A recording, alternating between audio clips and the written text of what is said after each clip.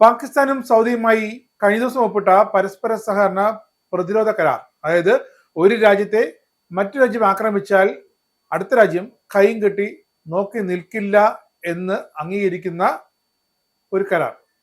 ഇത് ഇന്ത്യക്ക് ഗുണമാണോ ദോഷമാണോ? ഇതാണ് കഴിഞ്ഞ ഒരു ദിവസം കൊണ്ട് ലോകം അന്വേഷിച്ചുകൊണ്ടേയിരിക്കുന്നത്, പ്രത്യേകിച്ച് അമേരിക്കയും യൂറോപ്യൻ രാജ്യങ്ങളും ഒക്കെ. കാരണം ഇന്ത്യക്ക് മേൽ അമേരിക്ക ഏർപ്പെടുത്തിയ താരിഫ് നിരക്കുകൾ കുറയ്ക്കാനുള്ള ചർച്ചകൾക്ക് US ഏതാണ്ട് തുടക്കമായിട്ടുണ്ട്. യൂറോപ്യൻ യൂണിയൻ ആകട്ടെ ഇന്ത്യയുമായുള്ള പുതിയ വാണിജ്യ പാലം ഉണ്ടാക്കാനുള്ള ശ്രമത്തിലാണ്. അതിനിടയ്ക്കാണ് സൗദിയും പാകിസ്ഥാനും ഇത്തരമൊരു പ്രതിരോധ കരാറിലേക്ക് ഏർപ്പെട്ടത്. അപ്പോൾ എന്താണ് യാഥാർത്ഥ്യം? പാകിസ്ഥാൻ പറയുന്നതാണ് എന്നാണ് ഇപ്പോൾ അറിയേണ്ടത്. എന്തോ ഒരു വലിയ കാര്യം തങ്ങൾ സൗദിയുമായി ഒപ്പിച്ചെടുത്തു എന്ന് വലിയ വായിൽ വിളിച്ചു കൂവുകയാണ് പാകിസ്ഥാന്റെ പ്രധാനമന്ത്രി ഷാബാസ് ഷെരീഫ്. അത് കണ്ടപ്പോൾ എന്താണ് ആ കരാറിലേക്ക് സൗദിയെ കൊണ്ട് എത്തിച്ചത് എന്ന് ഒന്ന് അന്വേഷിക്കണമെന്ന് തോന്നി. ഷാബാസ് പറയുന്നത് കേട്ടാൽ ഇന്ത്യ ഓപ്പറേഷൻ സിന്ധു 2ാം ഘട്ടം എടുത്തങ്ങ് പ്രയോഗിച്ചാൽ സൗദി അറേബ്യ നോക്കിയിരിക്കില്ല, ഇന്ത്യക്കെതിരെ പാകിസ്ഥാനൊപ്പം യുദ്ധ മുന്നണിയിലേക്ക് ഇറങ്ങുമെന്നാണ് ഷാബാസ് പറഞ്ഞു വയ്ക്കുന്നത്. പക്ഷേ ഈ കരാർ അങ്ങനത്തെ ഒരു കരാർ അല്ല എന്ന് അന്വേഷിച്ചപ്പോൾ വ്യക്തമായി. ഈ കരാർ സൗദി രാജകുമാരൻ നേരിട്ടെടുത്തൊരു തീരുമാനമാണ്. ഇന്ത്യയുമായി സൗദിക്ക് പ്രത്യേകിച്ച് വിരോധമൊന്നുമില്ല, മറിച്ച് ഇന്ത്യയുമായി നല്ല സൗഹൃദത്തിലാണ് നരേന്ദ്രമോദിയും സൗദിയിലെ കിരീടാവകാശിയും. അതുപോലെ തന്നെ ഇന്ത്യയും സൗദിയുമായി അങ്ങോട്ടും ഇങ്ങോട്ടും കൊടുക്കൽ വാങ്ങലുകളുണ്ട്, വാണിജ്യ വ്യാപാര കരാറുകളുമുണ്ട്. എന്നിട്ടും മിത്രത്തിന്റെ ശത്രുവിനെ എടുത്ത് മിത്രമാക്കി മടിയിലിരുത്തുന്നതിന്റെ കാരണം എന്താണെന്ന് അന്വേഷിച്ചപ്പോഴാണ് മനസ്സിലായത് ഇത് ഇസ്രായേലിനെതിരായ ഒരു വിശാല സഖ്യ രൂപീകരണത്തിന്റെ ഏഷ്യയിലെ ഒരു അറ്റത്ത് നിന്ന് തുടക്കം മാത്രമാണെന്നാണ്. എന്തായാലും പാകിസ്ഥാൻ അല്ല ഇന്ത്യ. ഇന്ത്യയെ ഒരു രാജ്യത്തിന് നേരെയും യുദ്ധം നടത്താനോ പട നയിക്കാനോ ഒന്നും കിട്ടില്ല എന്ന് ലോകത്തിനറിയാം. അതാണ് ഉക്രൈൻ റഷ്യ യുദ്ധത്തിൽ ഇന്ത്യ എടുത്ത നിലപാട് കൊണ്ട് വ്യക്തമാക്കിയത്. അതിപ്പോഴും ആ നിലപാട് ഇന്ത്യ ഉറച്ചു നിൽക്കുകയാണ്. സൗദിയും പാകിസ്ഥാനും തമ്മിൽ കഴിഞ്ഞ ദിവസം ഒപ്പുവെച്ച പ്രതിരോധ കരാർ ഇന്ത്യയെ ഒരു വിധത്തിലും ബാധിക്കില്ല എന്നാണ് ഇപ്പോൾ സൗദി അറേബ്യ വ്യക്തമാക്കിയിരിക്കുന്നത്. ഏതെങ്കിലും ഒരു പ്രത്യേക രാജ്യത്തിനോ ഏതെങ്കിലും ഒരു സംഭവങ്ങളോടോ ഉള്ള മറുപടിയല്ല ഈ സൗദി പാക് പ്രതിരോധ ഇടപാടെന്നാണ് ഇപ്പോൾ കൂടുതൽ വ്യക്തമാകുന്നത്. പാക് സൗദി കരാറിൽ ഒരു രാജ്യത്തിന് നേരെയുള്ള ആക്രമണം ഇരു രാജ്യങ്ങൾക്കും എതിരെയുള്ളതായി കണക്കാക്കുമെന്ന വ്യവസ്ഥ അടങ്ങിയ ആ ഒരു വ്യവസ്ഥ പുറത്തു വന്നതോടെയാണ് വിഷയത്തിൽ വ്യക്തത വരുത്തി സൗദി അറേബ്യയും രംഗത്തെത്തിയത്.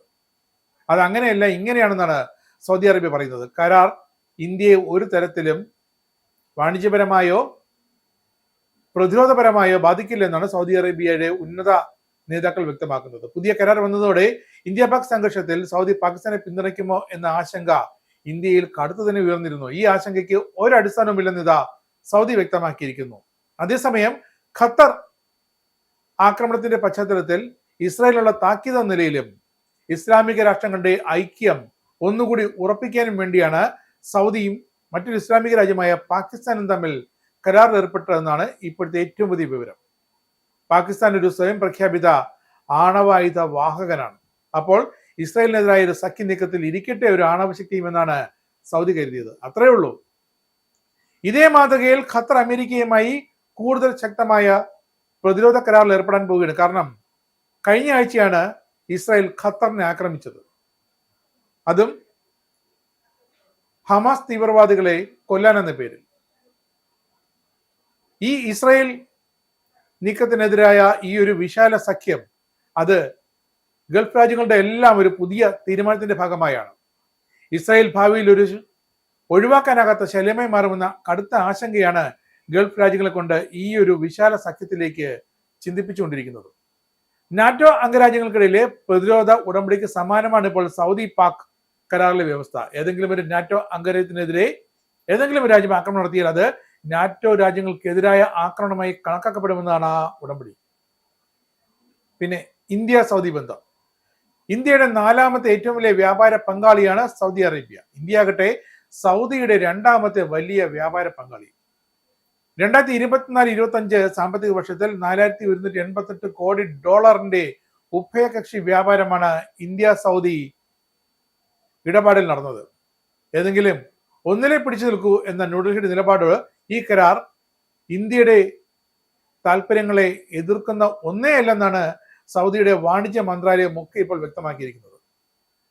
സൗദി അറേബ്യയും പാകിസ്ഥാനും തമ്മിൽ ഏതാണ്ട് 8 പതിറ്റാണ്ടായി നിൽക്കുന്ന ഒരു ഇസ്ലാമിക രാഷ്ട്രം എന്ന നിലയിലുള്ള ആ ബന്ധത്തിന്റെ പേരിലാണ് ഈ ഒരു കരാർ വന്നത്. അങ്ങനെയാണ് സൗദിയും പാകിസ്ഥാനും ചേർന്നിറക്കിയ പ്രസ്താവന പറയുന്നത്. ഇരു രാജ്യങ്ങളും തമ്മിലുള്ള ചരിത്രപരവും തന്ത്രപരവുമായ ബന്ധങ്ങളും പൊതു താല്പര്യമുള്ള വിഷയങ്ങളുമാണ് കരാറിന്റെ അടിസ്ഥാനമായി ചർച്ചയായതെന്നാണ് ഇരു രാജ്യങ്ങളുടെയും ഭരണാധികാരികൾ സംയുക്തമായി ഇറക്കിയ പ്രസ്താവന വ്യക്തമാക്കുന്നത്. അത് ഇന്ത്യക്കെതിരെയുള്ള ഒരു നീക്കമായി ഒരിക്കലും ആ സംയുക്ത പ്രസ്താവന പറഞ്ഞിട്ടേയില്ല. ഏതെങ്കിലും ഒരു രാജ്യത്തിനെതിരായ പ്രകോപനം ഇരു കൂട്ടർക്കുമെതിരായ പ്രകോപനമായി കണക്കാക്കും. അത് സ്വാഭാവികം. ഇരു കക്ഷികൾ തമ്മിൽ ഉൾപ്പെടുന്ന കരാറിലെ ഒരു വ്യവസ്ഥ. അതിലാണ് ഇന്ത്യയുടെ ആശങ്ക ഉള്ളത്. അതാണ് സൗദി നേരിട്ട് ഇടപെട്ട് വിശദീകരിച്ചത്. എന്തായാലും പഹൽഗാം ഭീകരാക്രമണത്തിനും ഇന്ത്യയുടെ തിരിച്ചുള്ള ആക്രമണമായ ഓപ്പറേഷൻ സിന്ധുവിന് ശേഷം ഇന്ത്യയും പാകിസ്ഥാനും തമ്മിലുള്ള ബന്ധം ജലം വിച്ഛേദിക്കുന്ന ഉൾപ്പെടെയുള്ള കടുത്ത നടപടിയിലേക്ക് നീങ്ങിയിരുന്നു. ഈ സാഹചര്യത്തിലാണ് ഈ കരാറിന് പാകിസ്ഥാനെ സംബന്ധിച്ച് വലിയൊരു പ്രാധാന്യമുണ്ട്. കാരണം അവർക്കൊരു സ്വർണം നിധി കിട്ടിയതുപോലെയാണ് ഈ കരാർ.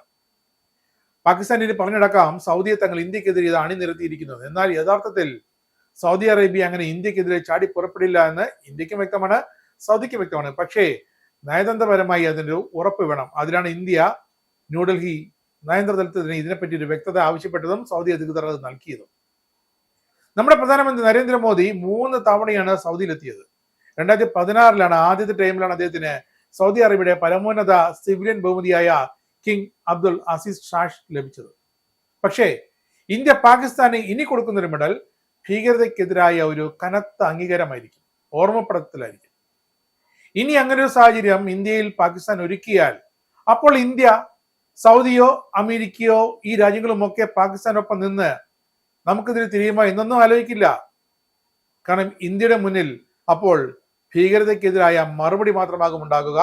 അതുകൊണ്ട് തന്നെ ഇന്ത്യ കൊടുക്കേണ്ടത് കൊടുക്കുമെന്ന് വീണ്ടും വീണ്ടും ന്യൂഡൽഹി ഓർമ്മിപ്പിച്ചുകൊണ്ടേയിരിക്കുകയാണ്. ഇനിയിപ്പം കഴിഞ്ഞ മാസമാണ് അമേരിക്കയുമായി പാകിസ്ഥാന്റെ കരാർ ഏർപ്പെട്ടത്. അത് ആണവ ഇടപാട് ഉൾപ്പെടെയുള്ള കരാർ. പാകിസ്ഥാനെ തഴച്ചു വളർത്തുമെന്നാണെന്ന് ഡൊണാൾഡ് ട്രംപ് ഉറപ്പ് നൽകിയത്. ഇപ്പോഴിതാ സൗദി അറേബ്യ അങ്ങനെയൊന്നും പറഞ്ഞിട്ടില്ലെങ്കിലും ഇരു രാജ്യങ്ങൾക്കെതിരായ ശത്രുവിനെ ഒരുമിച്ച് നേടാമെന്നൊരു കരാർ. അത് പ്രതിരോധ കരാറിലെ ഒരു ഉടമ്പടി മാത്രം. നാറ്റോയുടെ ഉടമ്പടി പോലെയല്ല, 2 രാജ്യങ്ങൾ തമ്മിലുള്ള ഉടമ്പടി മാത്രമാണത്. ഇന്ത്യക്കെതിരെ സൗദി അറേബ്യ ഒരിക്കലും തിരിയില്ല എന്ന് പാകിസ്ഥാനും വ്യക്തമായി അറിയാം. കാരണം ജിയോ പൊളിറ്റിക്സ് അങ്ങനെയാണ്. എങ്കിലും പാകിസ്ഥാനിന് പറഞ്ഞടക്കാം തങ്ങളിതാ ഇസ്ലാമിക രാഷ്ട്രങ്ങളാണ്, തങ്ങളിതാ ഒന്നിക്കുന്നു, ഇസ്രായേലിനെതിരെ അല്ല.